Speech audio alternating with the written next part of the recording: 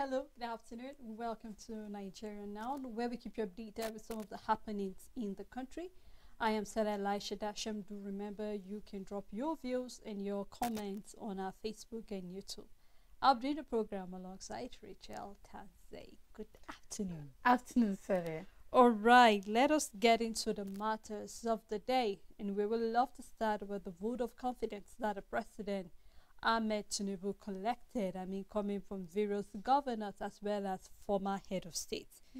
And of course, in a time where just shortly after the protests, and people have been asking the question, Rachel, who is meant to give this vote of confidence? Is it Nigerians, or are we going to be waiting for the leaders or our former head of state? Because if you looked at it from a layman's angle, you would say that the people who are meant to give the vote of confidence should be Nigerians, because they are the ones you are ruling. We've seen where the governor of Bauchi State is having a contrary different opinion about it, where he's not happy with some of the policies that the president have made. And then this is just shortly after we saw that of the former president Obasanjo, where he was saying the fact that, concerning even the pay of our lawmakers, which is another conversation we will have shortly. But then looking at the vote of confidence, and here we're seeing a number of people giving their kudos, especially where we saw the likes of Buhari were present in the presidential villa. We saw Goodluck Jonathan, and then we saw Abdul Salami and Gowon joining virtually. But then a number of other head of states were not present there.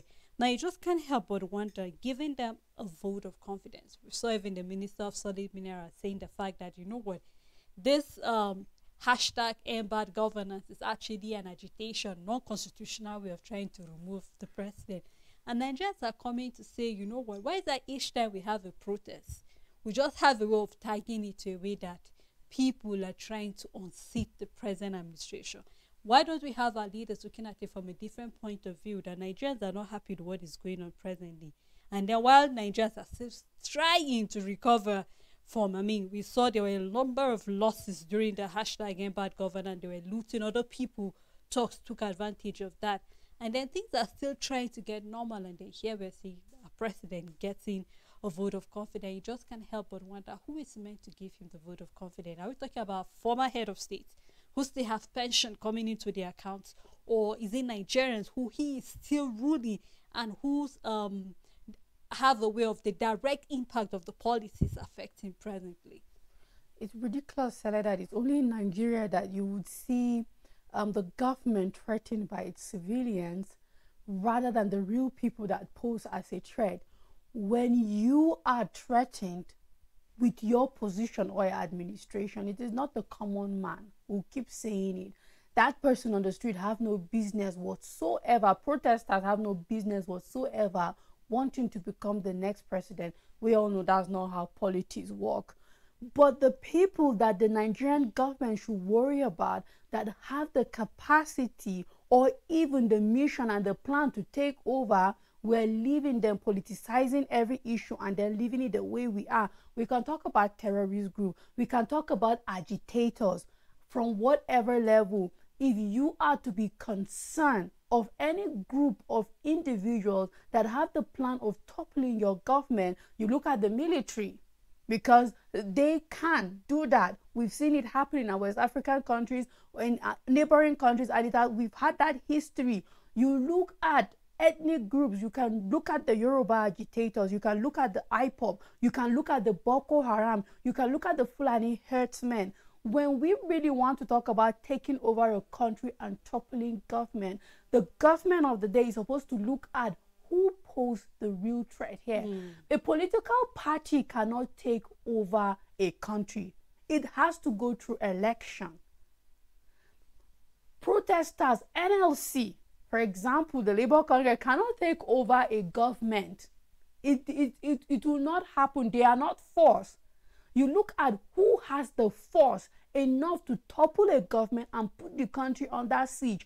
Those are the people you look at. But it's only in Nigeria, you know the threat, you know who can take over your country. But then you are bothered by the masses who just want you to listen and take certain policies that will favor them and make the economic environment conducive. And this will lead me to me trying to say that, you know what? Why do we have our former heads of state giving votes of confidence? We can even leave aside the fact that, you know what, it is Nigerians that are supposed to give the vote of confidence, no doubt. And it comes in play, vote of confidence, if you say it is too early to determine whether the Bola Tinubu administration is a success or a failure, then it's too early for you to give a vote of confidence in the first place. So why do we keep contradicting ourselves?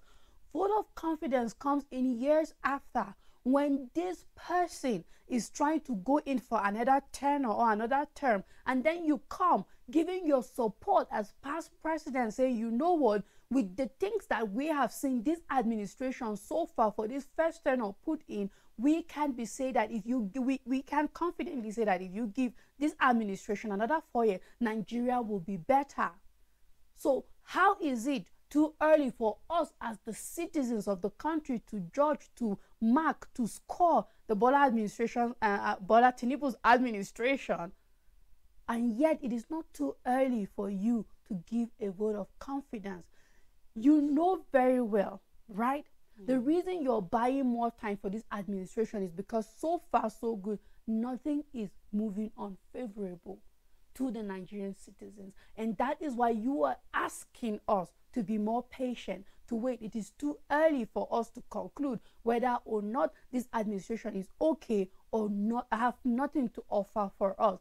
When I see council meeting with with heads of state, with people that have governed this country, I need a critical truth coming from them. They're supposed to be critics, but let their criticism come from a standard position, not because they are not on an opposition party anymore. They are not planning to come back. So when these people give criticism to a present administration, it stands. And that is what past President Obasanjo is doing, and saying this is not how the 10th House of Assembly is supposed to function when it comes to salary. That is what I expect you to do as past president. When you come, you can't just sit down and say we are giving you vote of confidence. No, there are key indicators. You call the president's attention and say, we are giving you this critique from a start point of past administration, and say, okay, you have put this policy. You become advisors looking from outside without even having a sight. That is even the advantage you have, but they are not even taking that advantage. They are playing politics with it. You start from a position and say, of course, you know, Bola, I don't have a plan of coming to take after you. I'm giving this criticism not because I want the people to vote me come 2027, but as a past leader, saying the mistakes I have made, the mistake you're about to make, and the things that could be put in place. These are the results of certain minutes that is expected to come out, but we are seeing in reverse being the case here. We're just seeing vague response and giving vote. No, it is too early to give an administration vote of confidence. If you are asking us to be patient, that it is too early to vote this present administration, then it is too early for you to sit down and give a vote of confidence without mentioning where and what places, where are those places that this administration is favorable, and then you're giving that vote of confidence, because we know an administration cannot be perfect. There's always loopholes and gaps. So where and on what issues are you giving this administration vote of confidence? So we just keep finding ourselves in a situation where even our past leaders are not even helping us forging a way forward. And the one that will stand out and say something often tend to be criticized, but that is the person that I believe is helping Nigerians open their eyes to what kinds of advice a present administration should receive, and the advice that will take us further, seeing what the mistakes of the past, what is ongoing, and to be able to avert certain things in the future. Very true, because just like you clearly stated, I mean, it's expected that our past leaders seeing from outside the box now, be able to see clearly, just like you stated, what are the mistakes you made while you're on seat? What are the mistakes you are perceiving that possibly this present administration can make? And just like you said, on what grounds are you making or passing this vote of confidence? Exactly. Just like I said, the people, just like I remember when we were looking at the first year of the president, and then we're looking at scorecards coming from the MDAs, and then a number of things, even senators and everybody coming to say, okay, this is what I feel about the administration, this is what I feel about the president, and even the ministers were being, scorecards came, let us see what you've done in your various ministries. And we had this conversation here, Rachel, clearly stating the fact that, you know what, Nigerians are the ones that are meant to take the scorecard. Because whether or not we have a questionnaire being passed on to say, what do you feel about the first year of the President Bola Ahmed Tinubu administration? Did it favor you? Some of the policies are going to looking at floating of our naira, are going to look at the fact that you made so many policies that till date, Nigerians are actually, bearing the consequences from it. We have seen manufacturers complaining that any increase of interest rate coming from the CBN, they cannot take it anymore. These are all part of the result of some of the policies you make. So just like you say, why are you making or why are you passing this vote of confidence? If you want to be honestly truthful to the administration, then you should be able to say, you know what, yes, we can see that you made this policy based on the fact that you have good in mind, but we feel, why don't you change it? Why don't you tweak this a little? Why don't you do this? I mean, I believe these are what Nigerians want to hear. But then it is what it is. But we hope that the government, beyond the sweet mouth and the sweetness coming from other people, will be honest to themselves and actually check what have they done for, the Nigerian people. Now, still looking at trying to weigh things, there have been this debate, controversy concerning what is the pay of our lawmakers. We're seeing where the revenue mobilization is coming out to say, you know what, we are paying the senators 1 million naira. When we are having former senator, the likes of Sheikh Hussaini, coming out to say, while I was a senator 2008, 2019, I was collecting 13.5 million naira. So if we are having the senator from Kano State coming out to say that, actually, I am collecting 21 million naira every month, then there tends to be a question mark somewhere. Who is actually saying the truth? Are we having 1 million? Or are we having 21 million? What really is the amount that our lawmakers will come? Because it's still linked to the fact that a number of people have been coming. And if you're talking about increment of salary, this morning we saw where there's going to be a 300% increment for our lawmakers, for our judiciary, our lawyers. And of course, Nigerians wanted to be comfortable so that they can pass judgment fairly. But if we want to be honest, Richard, I guess that we should have a table payment that everybody should be paid right. We know the back and forth NLC went through for the minimum wage. And after 600 and something thousand naira, we're coming back to something, how much? 70,000 naira, which can barely do anything for you right now. Go to the market with 50,000 naira, and then you tell me what you're coming back home with. Then you really tell. So in all of this conversation, and then looking at even the breakdown coming from the Revenue Mobilization Commission, you just can't help but wonder, honestly, are you being truthful about this breakdown of the money? Because honestly, I do not believe that this is really the amount they're collecting. If you see you're collecting 1 million naira, how much? Because looking at the way they receive their money, they have their basic salary that's been paid to them. And then you now have what they call constituency allowances. But for the running costs, it's meant to the National Assembly Commission to pay. Now, we remember when Obasanjo was coming after them, saying the fact that you are paying yourself certain amounts of money, and we saw the response coming from our senators concerning this. Now it seems as if it's getting more attention.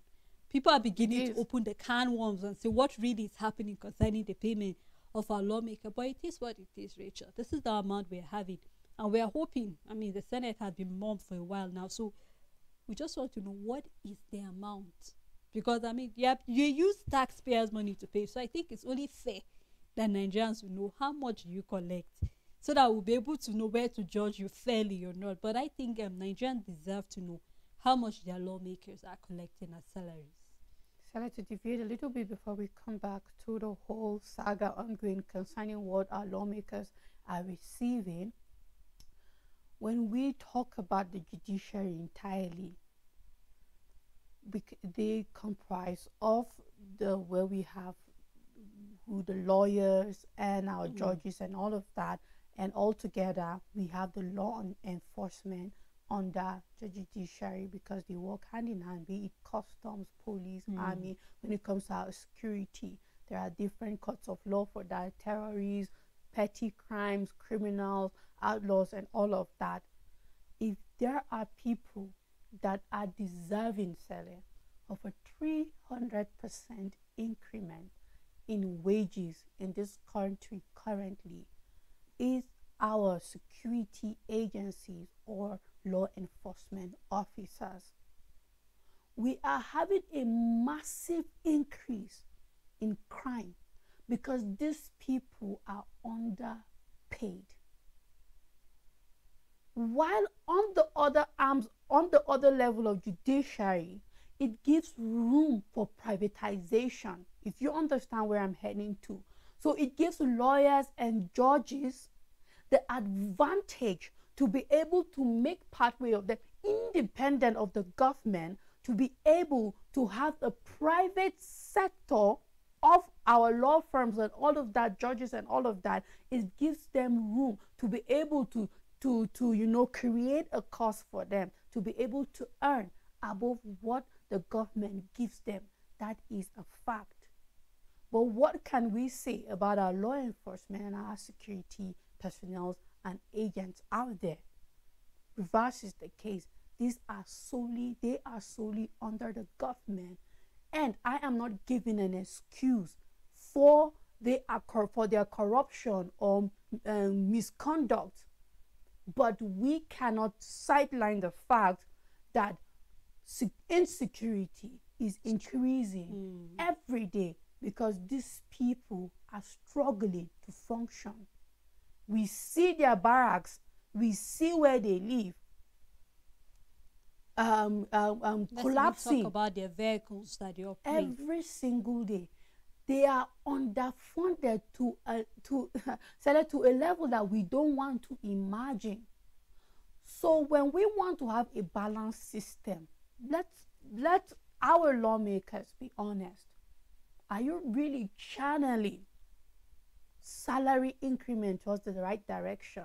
I don't have a problem with our judges and all of that. Yes, they need to be comfortable. But why are they complaining of workloads of crimes when it's solely as a result of the work that's supposed to be done underground missing? There's a gap.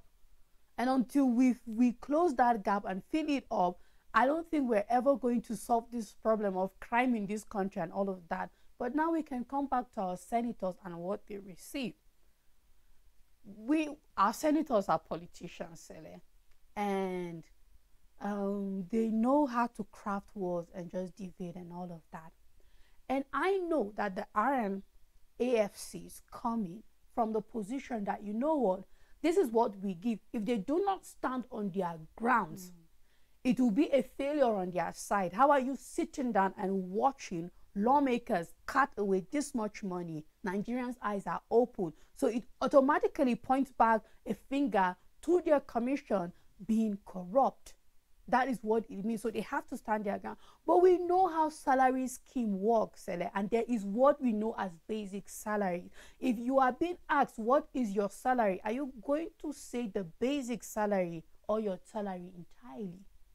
We know that when we are talking about wages, it is what it entails completely. We're not asking you for your basic salary. We're asking you, what do you take home at the end of the day, that when you see the alert, it comes in as January salary? That is the question to Nigerians. And we have senators saying, you know what, at the end of the month, my entire salary is 21. If RMFC is saying, okay, it's 1 year, that is probably the basic. But what do they walk home with at the end of the day? And this is where Nigerians' concern is. And this is where we have Obasanjo talking about it, because it's all these unnecessary allowances that are mounting to this high increase. And we also have them, apart from this take-home salary that they have at the end of the day, there are other things that come to them: constituency allowance, their personnel costs and all of that, which automatically it's wrong. They're not supposed to even handle these funds. They are not. They are supposed to oversee, but certain things are not even supposed to come to their pocket by virtue of how it should work properly. And it's because it goes to them, they choose how they operate, spend the money. exactly. And in the end of the day, we don't see anything. True. Until we are ready, Sele, to put in structures and blueprint and work with them that will want us go. We'll keep going back and forth concerning what our lawmakers receive, what they don't receive. But the way forward is that we have to get to the point where certain things is not at the discrepancies of whoever wants to or not want to do it, but put in a system that makes it automatically that things will fall in place, whether Mr. A wants it to fall in place or Mr. B wants it to fall in place or not.